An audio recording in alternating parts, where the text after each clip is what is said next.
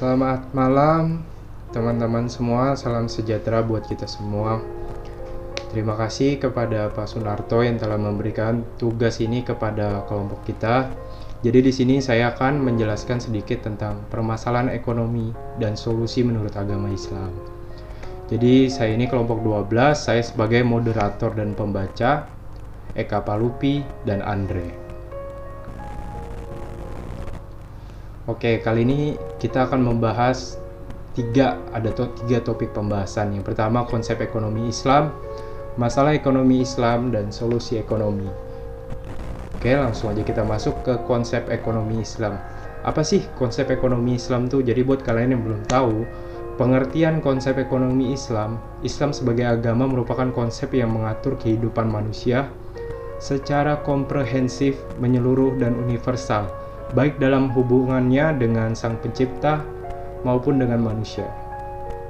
Berkaitan fungsinya sebagai makhluk hidup yang saling berinteraksi dan menjalankan ekonomi, Islam telah memberikan konsep dasar untuk mengatur muamalah amaliyah antara hidup manusia.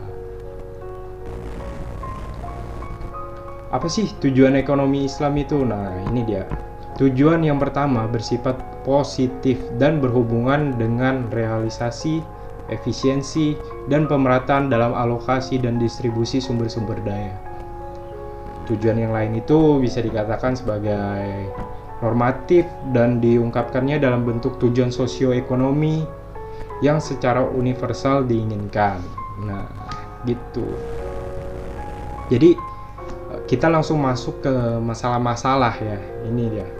Masalah kapitalisme. Jadi di dalam masalah kapitalisme ini terdiri dari eksploitasi, bunga, monopoli, kebebasan ekonomi, dan hak milik.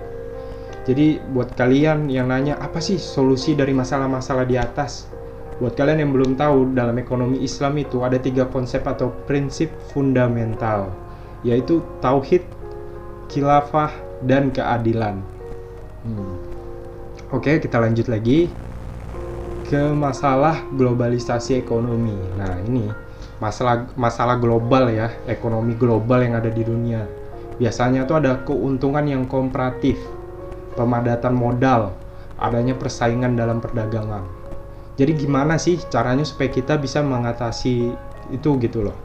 Jadi dengan adanya investasi yang baik, membuat keputusan yang logis, berperilaku yang baik, dengan adanya pemerintah yang memiliki legitimasi.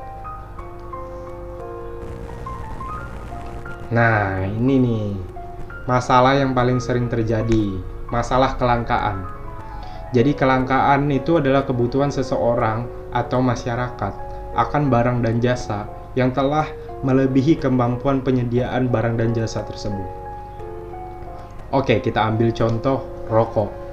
Jadi rokok di Indonesia 1 tahun hanya mampu memproduksi 100 kotak. Sedangkan pembeli atau peminatnya itu melebihi dari 500 kotak dalam 1 tahun. Jadi dengan banyaknya permintaan tersebut, maka barang tersebut akan langka. Dan kalaupun ada, barang tersebut bisa dengan harga yang jauh lebih tinggi. Yang biasanya normal kita beli mungkin 30.000, 40.000, mungkin bisa jadi 100.000. Nah, apa sih solusinya? Jadi dalam ekonomi Islam tuh ada solusinya, yaitu konsep al-nafs, al-mutmainah dibarengi dengan kekuatan moral masalah. Jadi dia itu punya 5 elemen dasar. Jadi elemen dasarnya kalian bisa lihat ya, ada 5. Oke, jika kalian udah lihat, langsung aja kita next lagi. Nah, ini dia guys. Jadi buat teman-teman semua, solusi yang ditawarkan itu biasanya ada 4 yang saya tahu dalam ekonomi Islam. Jadi yang pertama, Islam itu mendorong pertumbuhan ekonomi yang memberi manfaat luas bagi masyarakat.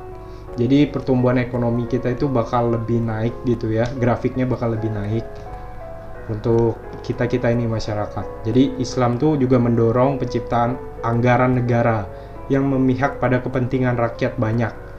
Jadi kepentingan kita semua dalam masyarakat itu bakal dipenuhin, atau biasanya bisa disebut proper budgeting.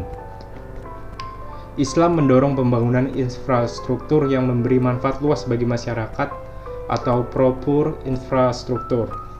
Jadi buat kalian yang belum tahu, jadi Indonesia masih banyak negara-negara kecil di luar sana yang pembangunan infrastrukturnya belum lengkap.